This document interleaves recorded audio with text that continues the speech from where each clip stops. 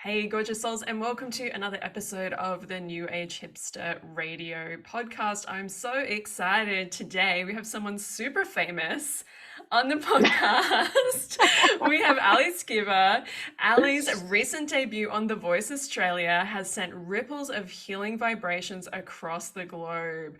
As a pioneer in bringing sound healing to the mainstream, Ali is incredibly passionate about sharing her medicine with the world. Ali holds retreats and workshops globally. She also offers one-on-one mentorship to support her fellow lightworkers in stepping into their soul-aligned business. Based out of Sydney, she provides transformative experiences for individuals and teams to raise their vibration and tap into their highest potential. Using a unique combination of breathwork, sound healing, meditation, and voice activation, Ali helps people reconnect with their innate self-healing abilities to alleviate anxiety and depression, prevent burnout, and boost mental performance. Oh my goodness, that sounds amazing. Welcome, Ali. You. Thank you so much for having me. It is such a pleasure to be here with you. I'm so excited about this. So for people who, um, well, I think some people will have seen that I shared about you on my stories on Instagram when we were at the Broken Hill spiritual festival. That's where I first saw you. And as soon as I heard you sing, I was like, what is that? Where is that coming? Where is that coming from? Like, what is happening? And then I watched you perform, and it was just like, wow, this is so cool. And then I spoke with you a little bit too, and I was just like, oh, I just love this person's energy. Like, this is unreal. And then I stalked you on Instagram and saw that you were like famous and you'd been on TV and like all of this other stuff was happening. So I was like, we have to get her on the podcast. We Yes, have to. We have yes. to. Um, yeah, Oh, it's amazing what you're doing. So would you, I'm going to hand it over well, to you. thank Would you you. please like Yes. to just share with the listeners and those who are watching on YouTube as well, a little bit about yourself and your origin story? Like, how did you get into sound healing? How did you kind of find your purpose and all of that good stuff that we all love to hear about? Yeah, absolutely. So I think as any good story goes, it started with a very dark night of the soul. So my journey, really started when I was in San Francisco. I was working my dream job, living the dream life, working in tech, making great money. I had just graduated with a degree in electrical engineering because that's what I thought I was supposed to do. And I found myself at this, place in my life where I thought I should be happy, but I was actually miserable and I was anxious, I was depressed, I was binge eating, drinking, smoking. I was really numbing myself from, I didn't really know what at the time. I just knew I didn't feel right. And then it didn't take long after a massive heartbreak to catapult me into yoga and meditation because I really had no. I'd done yoga on and off as a kid, but never really fully understood, the teachings and the philosophy behind it. And I was at a place in my life where I needed to make a change because I knew it was not sustainable the way I was going. And I think, just to go slightly off tangent, growing up, I looked at my father, as the epitome of success, stoic software engineer. And I thought, okay, that's what success is: strong, stoic, don't show your emotions, calculate, strategize. And I looked at my mom and sister as, very intuitive, sensitive, emotional creatures of the moon. And I looked at that as a risk to my success. I looked at that as dangerous. I looked at feeling my feelings as not an efficient use of time. And so I was like, right, we're going the engineering route. I like Legos. That's what's up. I was good at math. That's what's up. I was like, no brainer, right? And then I find myself in this career feeling like an absolute fake because I could care less about electrical engineering. But I was really good at nerd herding, which is a fancy term for program management. So I was, wrangling all the engineers into different rooms and leveraging my communication abilities, which felt good. but I just felt like there was something massive missing. And so once I threw myself into yoga and started to dive into the practices of asana, movement and pranayama, of working with our breath and meditation and, the devotional, self-study practices that we really dive into when we're sort of desperate looking for healing from the universe and answers. So it wasn't long into my yoga teacher training that I just casually Googled yoga jobs abroad. And turns out there's this whole world of opportunities for people to go teach in exchange for room and board. So Panama, Costa Rica, Colombia, all around the world, you could do that. And so immediately in my mind, I'm like, right, okay.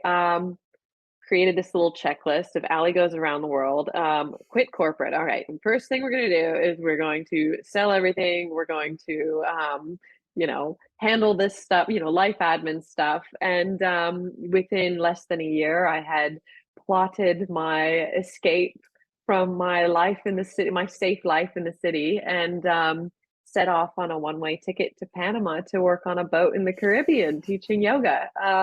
YOLO.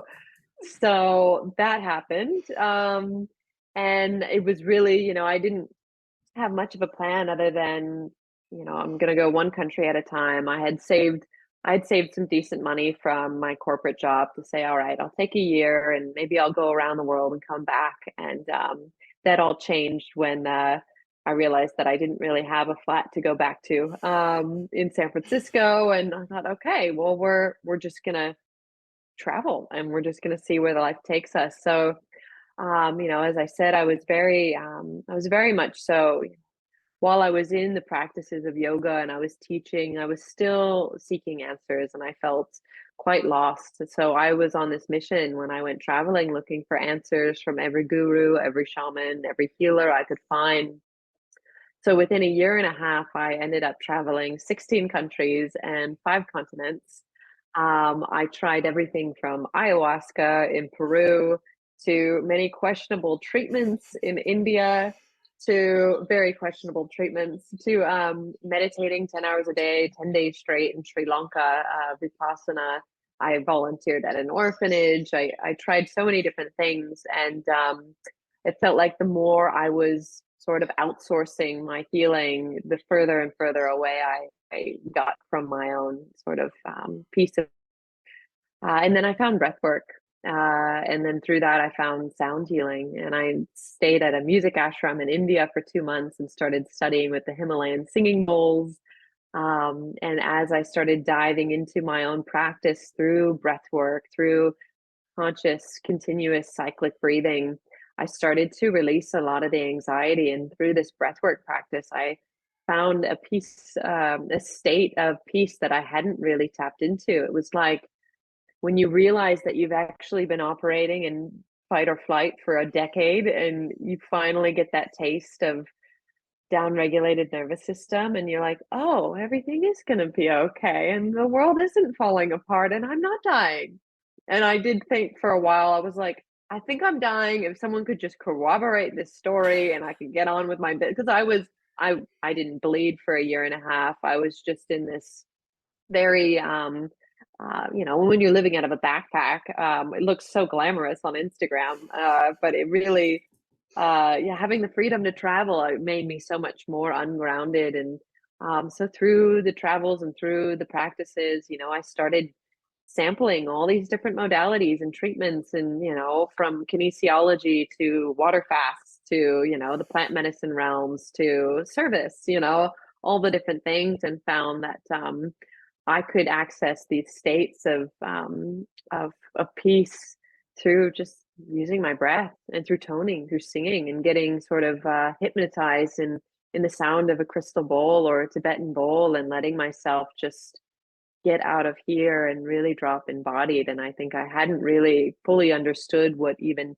being embodied meant until I was able to quiet the mind. So it's been quite a journey of trying and sampling and seeking, and this soul quest that I went through, which ended up, I was in Bali with 6 kilos of Himalayan singing bowls, a travel guitar in a backpack, and I was playing the yoga studios. Like, what am I doing with my life? Because I wasn't making any money at that point.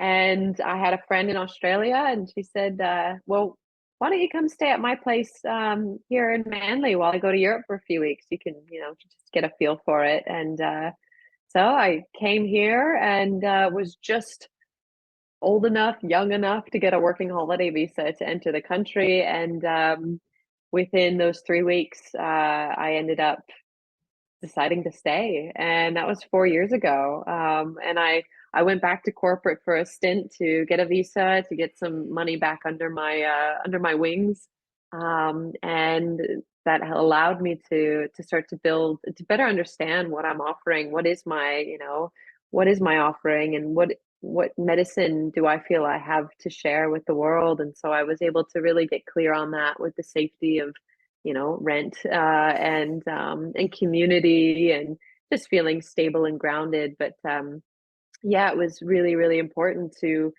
unpack the backpack and take the bowls out and put them, somewhere on a shelf, but also like have the ability to play with them, but not feel like I have to. And yeah, it's just sort of morphed over the last few years where I started offering private sessions and workshops and then retreats and then allowing, my own journey through vocal activation to share that with clients now. So it's been a really, really wild ride, but it feels like all divinely orchestrated to bring me right here to this moment. Yeah. Oh my gosh. There's so many things I want to say and ask you, and like you've had such an amazing journey, and I love that you it was like you kind of had this total switch of like corporate, like doing the logical thing, and then it was just like, no, now I'm going to go the complete opposite way, and I'm going to just go through the world trying to find the answers. It's just like, wow, it's like just it's just so cool. Like I just think your story is so cool. And I know Thank you. so many people who feel that same way or have felt that same way that got them on their spiritual path, but not all of us went like, some of us just went on YouTube. Not everybody went on that amazing journey. I feel like you should write a book. Have you thought about writing a book? Oh, yes. Yeah. I've been journaling for years. It's all like digital journal with table of Mhm. contents. Mhm. Okay. It's Story's not coming. over. It's coming. The Yeah, book's coming. All right. eventually. Yeah, but I mean, to your point though, I feel like I needed a drastic, like dramatic change. And Mm, yeah, it was kind of like, I don't care where this takes me, but I'm going to give it my all and trust the universe will support mm. me however that looks like. And sometimes you jump and the net doesn't catch you and you break into a million pieces, but sometimes that's necessary. Mm. Yeah, that was going to be one of my questions too. Like, do you feel like you were, and that you still are, obviously, because you're still very much on this journey as we all are. But did you have a sense that you were really being guided? Like, did you feel like something was kind of go here, apply for this job, do this next? Yeah, absolutely. Interestingly, when I set off, when I had planned, all right, I'm leaving for Panama and this is the day I booked the ticket, like, well, I thought I was supposed to be all excited and jazzed. I was a big ball of fear. I was like struggling to get out of bed in the morning because I knew it had to be done. And there was also, I think, and what I'm learning now more of just the importance of bringing joy and play back into every moments of life. But I took it so seriously. It was like, no, this is an assignment. I have to do it. And I'm scared. And that's why I'm going to do it. But yeah, I've really, through the years of really tuning back in, or, I guess introducing myself to my feminine essence, because I feel like I had spent my whole life running from the soft, mushy, gooey, intuitive, sensitive creature where I was like, no, I'm a robot, I'm a rock, and everyone can depend on me, and no emotions, useless. So now that I've really done the work to feel and to tune in and to let myself, just burst out crying for no absolute reason and be like, yes, progress. Wow, I'm human. I mean, I had that moment where I was playing guitar and just started bawling, was like, oh my God, this is so cool. I'm feeling. But yeah, it's learning to trust that voice, and also learning to discern whether it's a voice of fear or if it's a voice coming from the vibration of love. And I think a lot of my decisions throughout my life were fueled by fear, and it was an incredible motivator. The fear of not being a success, get the best degree you can to make as much money as Mm. possible. The fear of having to depend on a man for financial stability. That was, I witnessed that in my family, and I thought, I never want to depend on anybody. And then that sort of imbued this feeling of, right, so never ask for help. And never be vulnerable. And I think while that got me into a kick-ass degree, making a great deal of money, I was like, oh, wait, do I actually enjoy any of this? Mm. And what's the point of having this fancy apartment in this fancy city when you just don't feel aligned whatsoever? So it took a lot of pain to realize that I was out of alignment and that I wasn't listening, because I was smoking pot daily from the age of 12. I was binge drinking every weekend till I got sick. And I just thought I was a fun party animal, which Mm. turns out I still am, but all in moderation, including moderation. Um, but yeah, I really was running from my intuitive abilities. I feel like as a child, was very empathetic. I could read the room. I could read, with the blink of an eye, what my mother was going to say or do, my sister. And I think, we developed these qualities as a survival mechanism to be in tune to what's going on around us. And then I think just becoming so sensitive to the energy and the needs of others, I was like, right, that's too hard. Let's turn that off.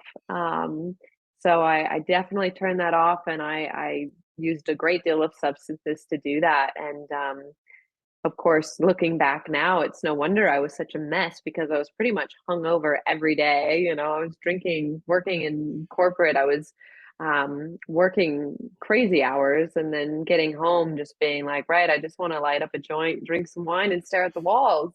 And guess what? We're going to do it all over tomorrow, and it's going to be harder because you're hungover and probably still stoned. So it took me, I don't know how long to realize, oh, clean body, clean mind. Like, we need to look after this vessel. So for me, the most important thing I've been doing, it's like, yes, meditation is crucial. Yes, breath work. Yes, movement and singing, but you got to make sure your vessel is clean, because there's no amount of breath work, plant medicine, meditation you can do if you're eating crap and drinking a bunch of alcohol or doing a bunch of drugs, because your vessel is just going to be clouded. And I've learned just how important, or how, critical, like what we eat, the foods, how much we eat, will completely change the vibration. And as a result, what thoughts come into our field. And yeah, it's been such an interesting journey to, we are the scientists and the experiment of our lives. And I've done a lot of experiments, a lot of failed ones. And that's the beauty of it. And some of them have been successful, which has been beautiful. I love that you touched on that, because I think we don't talk about that enough in the spiritual circles. I feel like there's so often, oh, this meditation will change your life, or this, um, doing this breath work will change your life, or just visualizing violet flame will change your life. And all of that stuff can definitely help. Like, it's all part of it. But I also very much have noticed that since I kind of got on my path, like really seriously, about like 10, coming up to maybe 12 years ago, when I kind of got the nudge to start my spiritual business, I very slowly started to notice that, I didn't want to eat the same stuff. I didn't drink as much. And like, I couldn't even tell you now when, like, the last time I had alcohol, I think I've had like 2 drinks in this whole year, which is not a judgment on any, Yes. it's definitely not a judgment on Yeah. anybody else, because everyone's got their own way that they kind of, move through the world, and what what they Yeah. want to do. But I just, like you, I used to be the party girl. Like I used to go out. I think it was like Wednesday, Thursday, Friday, Saturday, and Monday nights were like out. Like those nights were like out drinking, and the rest of the time was like, Yeah. I'll stay home, maybe have a Recovering. have a drink at home. Yeah, yeah. Yeah, It's absolutely. And I interesting how it mean, changes. yeah, and I do find particularly Australia, it's a big drinking culture Oh yeah, yeah. and there's nothing wrong with indulging and enjoying, but I'm one of those people that like I'm not very good at moderating. Like if Mhm. there's wine, we're gonna have a good time, but I'll probably opt out for most of those or just say tonight I'm not gonna drink because I love to have fun and love to let loose, but I do know it totally destroys my vibration for the coming days. I've got anxiety and then I'm drawn to foods and things that aren't healthy. And Mhm. so it's been just reminding myself of those practices. And while I've gone on this journey and I've come through and now, fully in my, soul aligned business, it doesn't mean that I don't have those days where I just wake up, dreading, what is to come. And I've started to look at like, okay, well, why is that happening? You've got this going on. This is great. This is great. It's like, yeah, well, you had a lot of chocolate yesterday. Or like, Mm. yeah, yeah, well, you didn't get good sleep, or there was a lot of gluten in the food, or whatever it is. And I'm like, wow, it is hand in hand. I'm just so sensitive to those things. And it's unfortunate because, I love to indulge in good food and wine, but I've just learned that, like, more often than not, I'm going to abstain because that's a lot easier for me to do than to moderate. Yeah, yeah, I feel the same. A couple of nights in a row, I was like not sleeping very well, and I said to my husband, like, what did we do? Did we do anything differently? And he was like, oh, I think that massive banana split with the vegan ice cream and the chocolate sauce before bed for the last few nights maybe wasn't a good idea. I was like, oh yeah, okay. Maybe if we're gonna have like Yeah. a massive bowl of ice cream, do it in the middle of the day instead of like Yeah, right right? before bed. I Like, mean, hello, yeah. yeah, well, and even noticing with the practices that I do, like whether I'm about to do my own breathwork journey, um, I'll do the same exact journey, whether it's my own guidance, recorded 30 minutes or someone else's, I'll do that. And it's a world of a difference the next, depending on how clean I was the day before or the week before. And if I have been clean and if I have been healthy, I'm so much more coherent in my ability to feel my feelings, to release them, But if I've been a bit groggy and I haven't really been taking good care of myself, I'm kind of like, oh, yeah, that was nice. I got a little tired, felt relaxed, but like Mm. I'm not able to really tap into the good, deep, juicy, cathartic releases. And yeah, I just find even singing for me. It is so different if I'm feeling good, if I'm feeling clean, if I'm feeling like I'm not overindulging on any of the number of things that one could possibly overindulge in. It just comes so much easier. And, as you've seen, I often refer to it as song channeling, where I just let songs move through and to come through. And I really struggle to do that if I have been not taking care of my body, and things will still come through, but there'll be too much mind stuff going on where it doesn't really let me drop in. So, yeah, I think you're right. It does go sort of off the side in a lot of these conversations where it is like, yeah, just do the work, do the meditation, sit for 10 days, whatever, yada yada yada.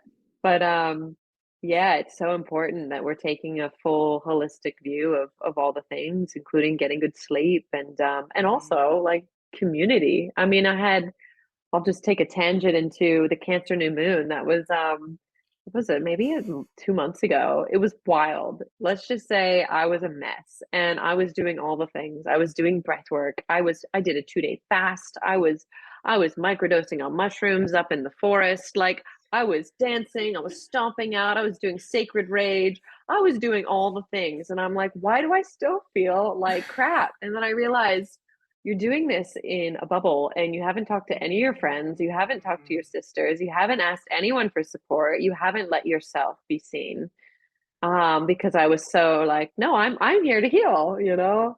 I was like, all right. So I called up, my girlfriends and was completely honest and came over to their place for tea, cried on their couch and, had those like, I know, but I'm not sure. And it's like, yeah, it's okay. And I felt if it was like taking a massive dump that I had been holding on to out of fear, and then realizing again, you could do all the things. You could even eat so healthy or fast or whatever, but you also need to bring in community. You need to bring in your support network, even if it's just calling your mom, whatever that may be for you, is to just allow yourself to connect with others. And that has been, a really important reminder in my world.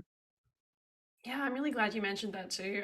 There's a lot of people who listen to this podcast who say that it feels like we're just all hanging out, having a chat, which is like really nice. It's like Yes. if you don't have people to talk to who get it, like there's always, listen to a podcast and it's like, hey, you're here with us. Like we're holding you in this space too, which Yes. is really nice. But um yeah, like there's all of these different pieces, right, to be thinking about. One thing that I want to mention too, though, for like anyone who's listening, um, like I know in the past, sometimes when I've been in that place of like I've eaten too much vegan ice cream, I haven't been sleeping well, like like doing all the wrong things. Like the worst thing you can do from that place too is to like go into judgment, right? Like I like to just kind of reflect and go, oh, okay, that's interesting that I chose to do that yesterday. Okay, I'll sit with that and I'll think about that. And maybe I'll choose something Yeah. different next time rather than what I think a lot of people, especially sensitive people, like we can sometimes turn it all in on ourselves and be like, oh, I'm drinking, I'm eating vegan ice cream, or whatever your thing is. And then it becomes like a Yeah. whole extra thing that you now have to kind of work through. Oh, for sure. It's so much so the stories we tell ourselves about how bad we are, and then Ugh, we're mm, feeling bad for feeling bad about how bad we feel. And it's yeah. just like, yeah, I think, who is it? Byron Katie that talks about, just really analyzing the beliefs that you have about yourself, about your life, and what if we discarded those as actually not true, and Mm. course correcting and looking at, the stories we tell ourselves about our lives or ways of being. And that's been one thing that I've just had to remind myself over and over. Is like, go easy on yourself, Allie. You're doing a good Yes. job. You're doing a good job. But it's, we're hardwired. It's called the negativity bias. We are more likely to focus on things that are detrimental to our survival than all the amazing things Mm. happening. So when you have all these great things in your life, but that one thing isn't going right, or that one person said something, it's like we are hardwired to focus on that one thing. And so it's just constant course correction of like, vibe check. What am I focusing on? All right, that is not useful. Let's go back to all the great things. And, such simple things as like spending time every morning and night and thinking about what you're grateful for, and, communing with spirit, whatever you want to call it, talking to the fairies or talking to, whatever your belief system is just having that conversation and asking for things, asking for signs, asking for support, asking for messages. It's so important to have that. And at least for me, I don't know where I'd be if I didn't have some sort of faith in a power greater than myself, which I guess one could say it is me and it It is is you and yourself. it's all of us. Yeah, yeah, absolutely. Okay, we have to ask the big question about All you right, let me open the being window real okay. quick. All right, take a short pause. Take a breath, everyone. This is gonna get Getting hot, yeah, guys. yeah. It's gonna get hot in here. Ah. I have to ask you about your experience being on The Voice Australia. How did that happen? How did you get on The Voice? How did you feel about it? How did you channel the divine energy when you were in that environment with like cameras and people and the whole thing? I just love to hear a Yeah. little bit about that. Yeah. So I had sent in a video. This was before I even quit my corporate job, but I had recently gotten my permanent residency visa, and I'm like, right, I have 1 year with this visa, and then I can leave and really start my business. So it was like, all right, time starts now. All right, how can I have the most amount of impact with the least amount of effort? And I was like, I could pump out reels every day in the hopes of potentially going viral or do something really weird. And I was just like, or I get on TV. How do I get on TV? Oh, let's check this out. I was like, okay. And I overheard a friend talking about her ex-partner was on The Voice. I was like, The Voice. He was on The Voice. I'm gonna get on The Voice. And so I sent a video of me singing and playing the guitar. I was singing Spirit Bird, Xavier Rudd, just such a beautiful song. Um, and didn't hear anything back for a long time, but they've got hundreds of thousands of videos that they get, so it took them a while.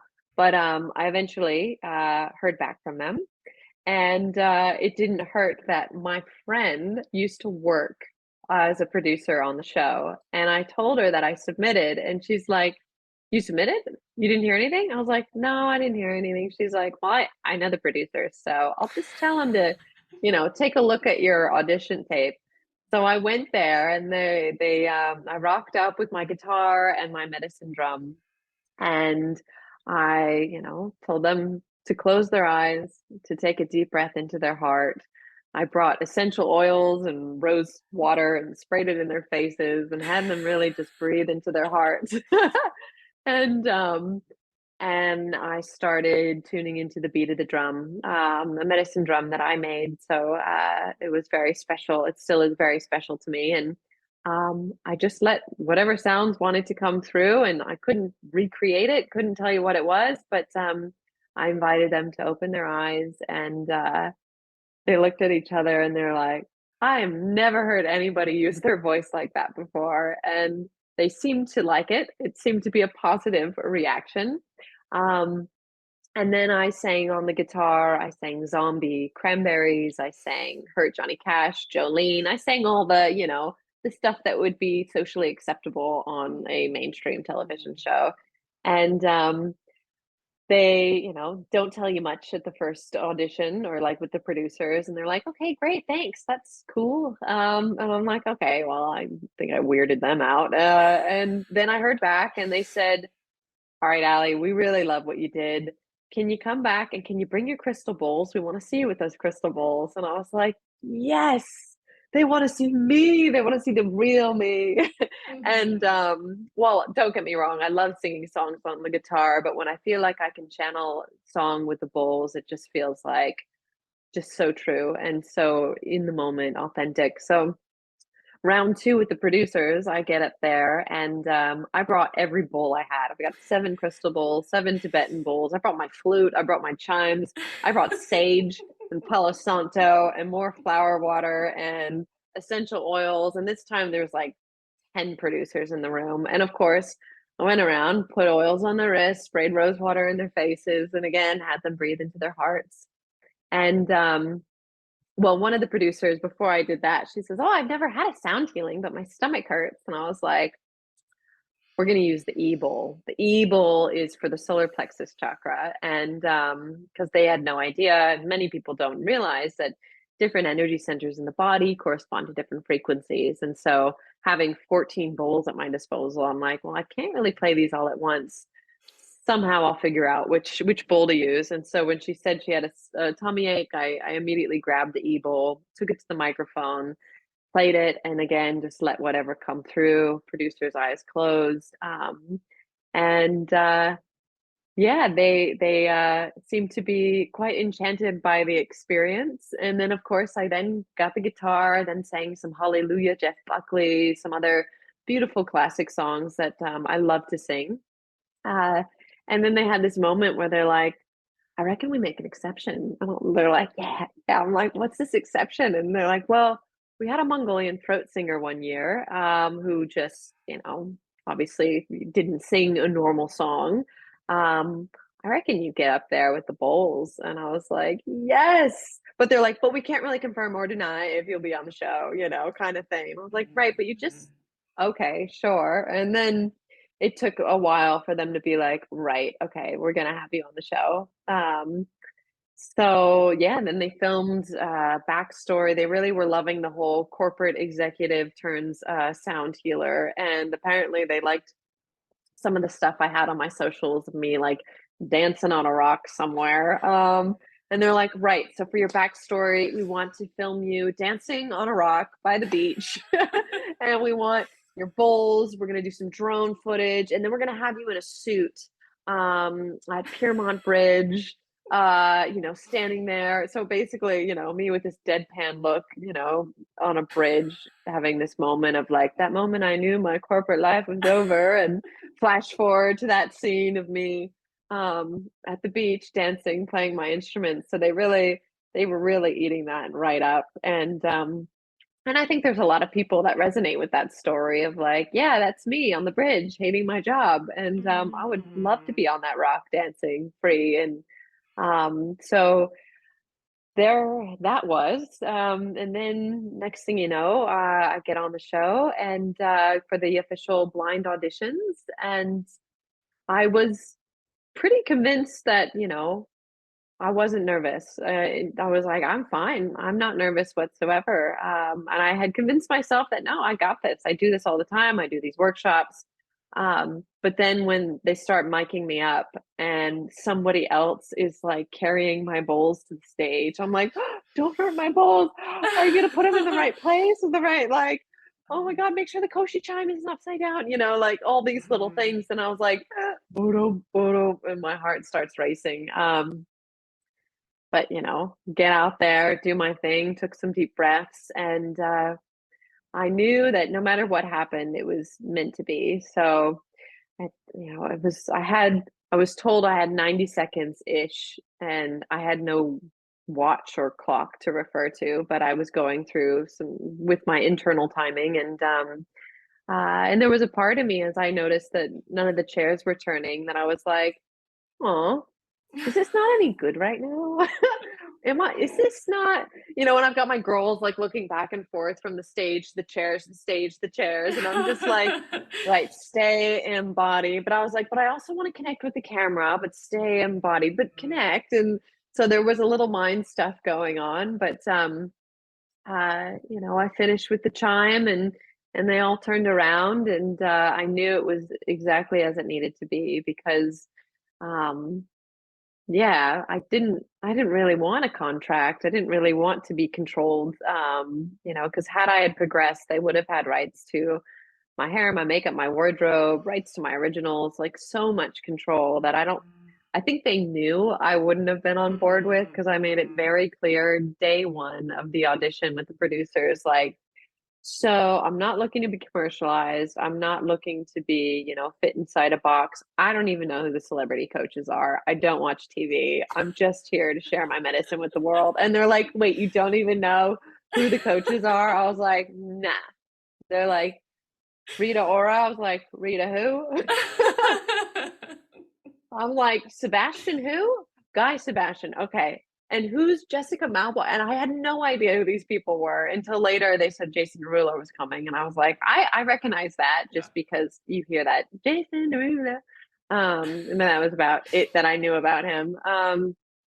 So yeah, after I shared my song on the stage and they eventually turned around, Guy Sebastian comes up onto the stage and then the rest of the coaches follow him because he wanted to check out the bowls.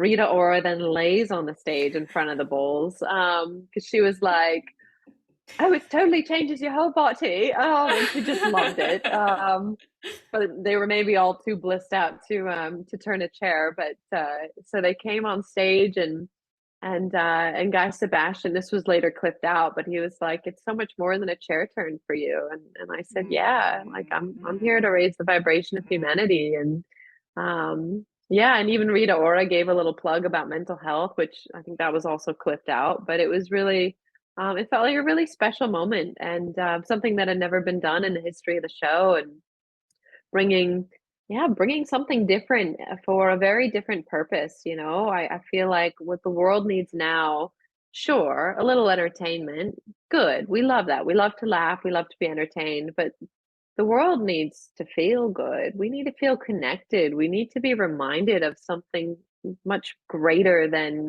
the trivial day-to-day, mundane, hamster wheel cycles. Like we need to be connected to our spiritual essence. And I think a lot of people don't even know where that begins or what that even is. And just Mm. seeing the responses from people because I took one of their reels they put on TikTok, put it on my Instagram page. Next thing you know, 1.2 million views later, I was like, Yes. "Oh wow, oh shit, Mhm, people mhm. are digging it." And I was like, kind of bracing myself for all the trolls that were going to potentially come and be like, "You're awful, evil person." I don't even know.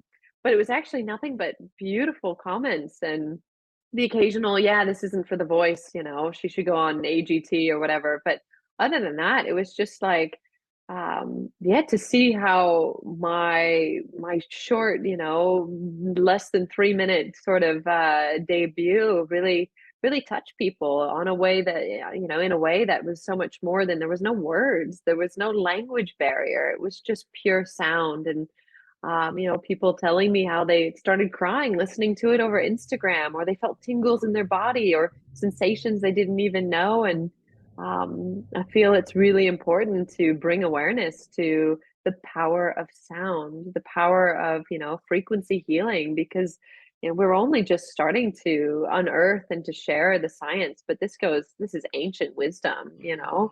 Um, sound being used for so many different purposes from moving physical matter to completely shifting stagnant energy in the body. There's just so much magic that we really haven't, I think, widely accepted, that I feel that people are ready for it. And the fact that the voice producers were open to me doing that on the show tells me that consciousness is ready.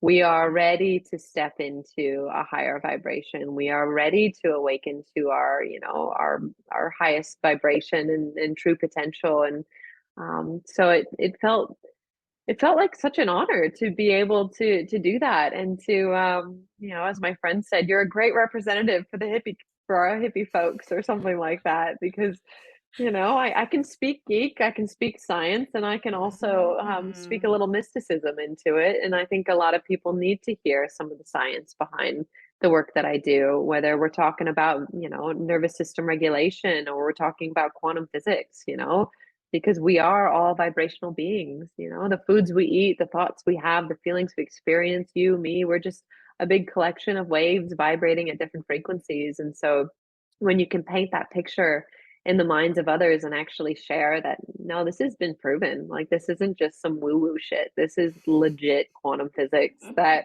we are pretty much operating in a holographic projection. And when you start to see that you have way more power than you think in your reality, it's something you can't unsee. And so yeah, I think going back to my original intention with the voice was not only, how can I get, you know get the most exposure, but how can I get my medicine out to the world? Because I feel so many people are struggling, so many people are hurting, and so many people are dealing with what I dealt with in San Francisco and still dabble with from time to time. It's that existential dread of that feeling of being lost, feeling anxious, feeling depressed, feeling like you don't know where to turn or what to do. And having found light at my very dark tunnel, at the end of my very dark tunnel, it's been almost like I have an ability and a responsibility to share it with as many people as I can, because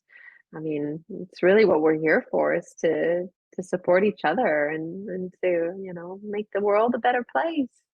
Yeah, amen. Big amen to all of that. Oh my You. gosh, yeah. I I just loved when I went onto your Instagram, and I didn't know that you'd been on The Voice. I was like, "Oh, she's that great like singer that was at the festival and she was like channeling all this amazing um like these amazing sounds and everything. It was amazing." And then I was like, "Oh, 1 million views on your on your reel." I was like, "Okay, she's a big deal." Not that I didn't think you were a big deal anyway, because obviously you were, but it was like, Wow. Uh, Okay. This is so cool. And I love that you were just like, how can I reach as many people as possible? I'm gonna go on TV. And then you made it happen. And the universe helped you yeah, make it you happen. know?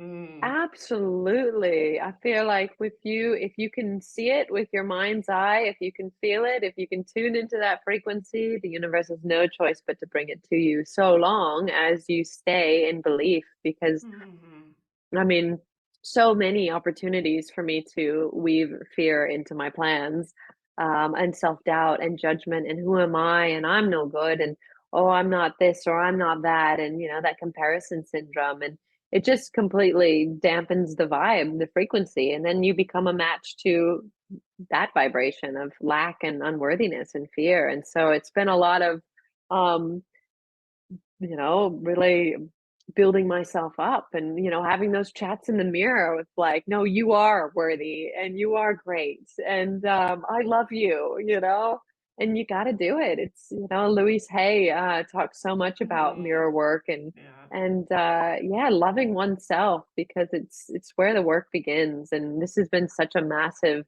initiation just through this journey of really stepping into my work full time and letting go of a lot of the old stories of starving artists and don't do what you love for a living because you won't like it or all those things and coming face to face with my own shadows that I was like, oh, I thought I faced that one. Nope, it's back.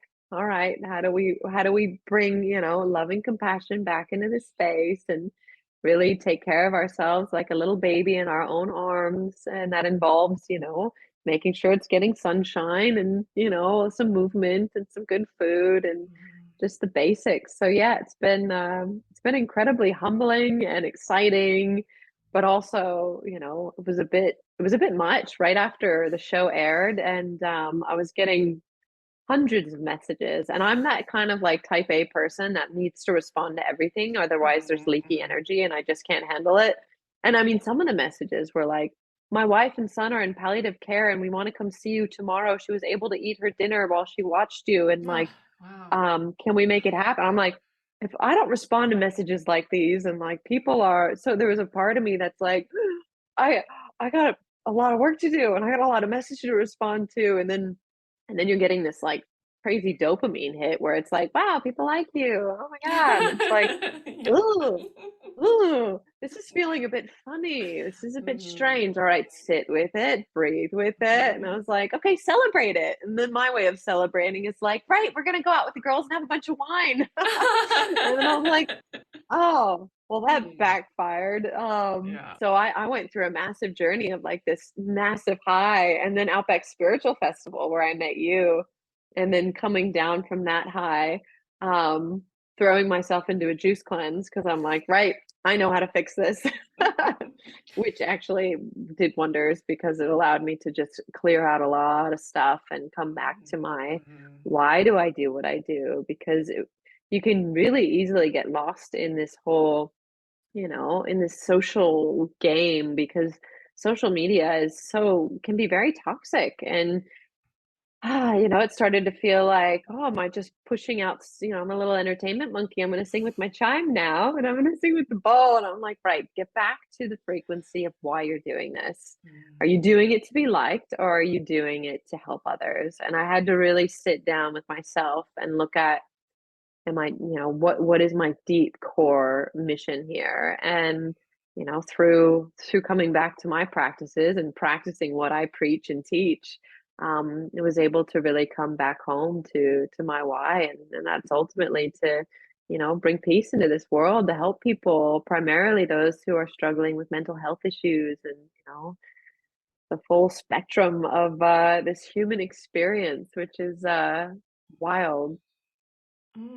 It's wild indeed. It's wild indeed, but it makes me feel so reassured and excited and hopeful about the future of humanity when, there's people like you out there getting on TV, getting in front of everyone, with your healing and just thinking about like that frequency and how many people got to hear that, and people who would never think to, like a lot of us get on Spotify and we're like, oh, crystal healing bowls, I'm gonna listen to that and do some meditation, like we're kind of looking out for it and we're aware of it. But for so many people, they've never even heard about that, right? So to be just watching Yeah. your numbing out nighttime TV, and then there's like a whole sound healing is happening in your lounge room. It's like, that's amazing. Like, it's so amazing. Yes. Yeah.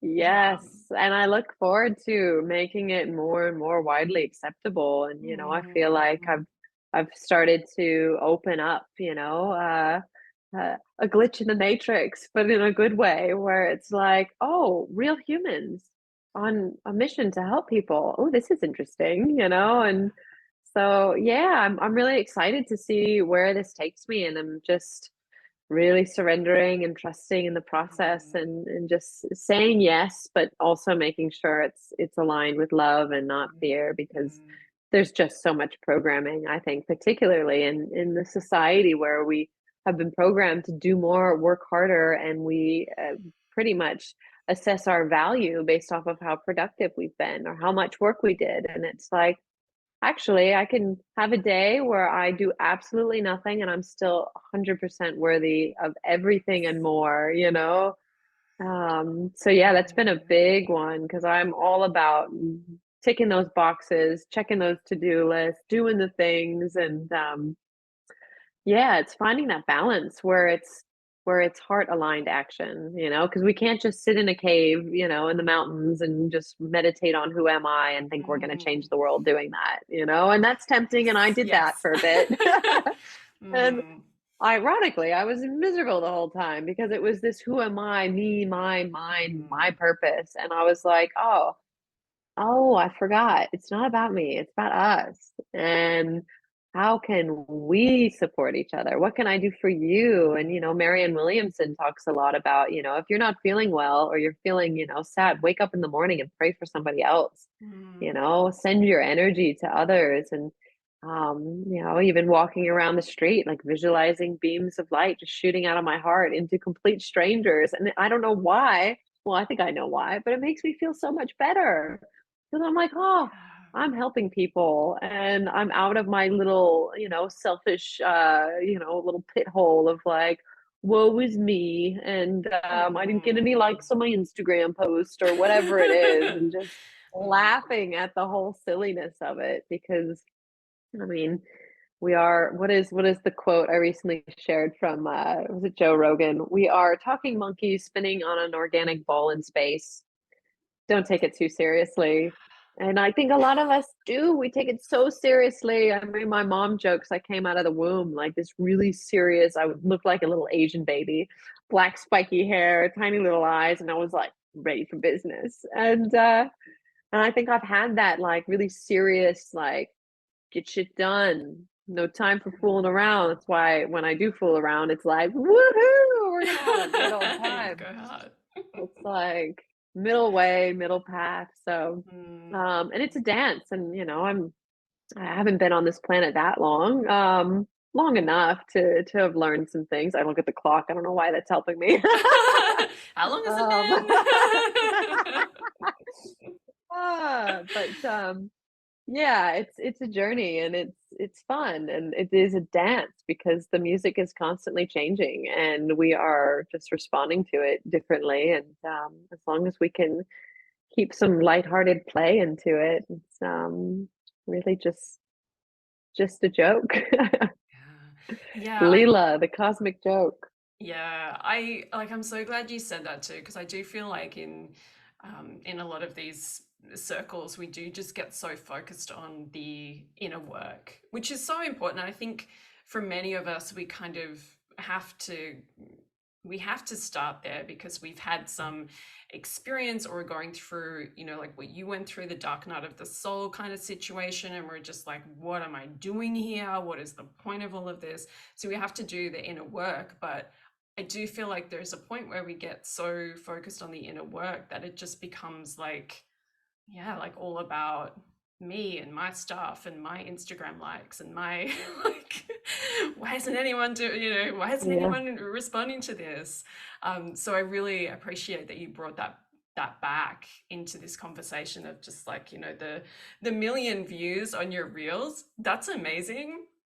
But really, it's just about being of service, whether you get the a million views or whether you get, you know, Yeah. 10 people liking it because they resonated with it. It's like, it's all about, you know, helping each other. And like you said, the Yeah. human experience is tough and we really need to be helping each other. And I think so many of us, so many people who listen to this podcast resonate as light workers or mystics or magical people, and um, or empaths. And you know, we all kind of feel like we're here to help in some way, not just to do the work on ourselves hiding up in the mountain, although sometimes that's nice. It's okay Yeah, sometimes. I mean, yeah, we Yeah.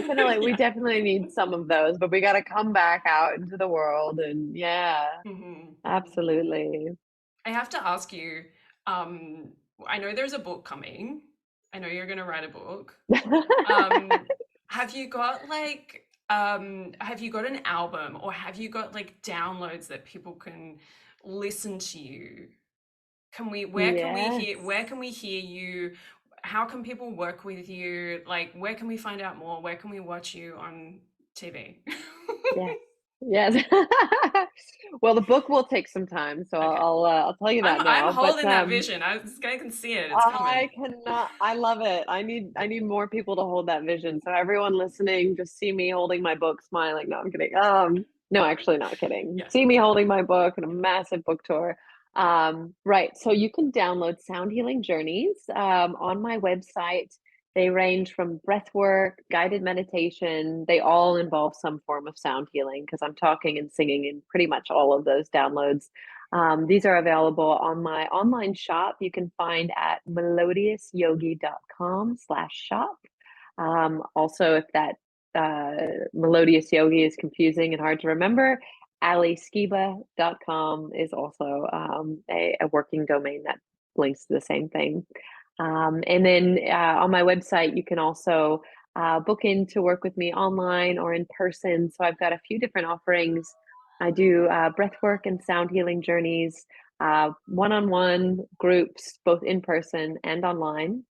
And I also do vocal activation, one-on-ones, online groups in person, as well as my mentorship program. So if you are an aspiring sacred space holder or a light worker, you know, looking to get some guidance on really stepping into your soul aligned business, I do offer one-on-one mentorship online. And yeah, and I'm sure there's other offerings I haven't even cooked up yet, but I do workshops in Sydney. I have two retreats coming up next year. One's in Mudgee and the other's in Bali towards the end of September 2024. So if you'd like to get updates on my events and retreats, you can also subscribe to my newsletter by heading to my website.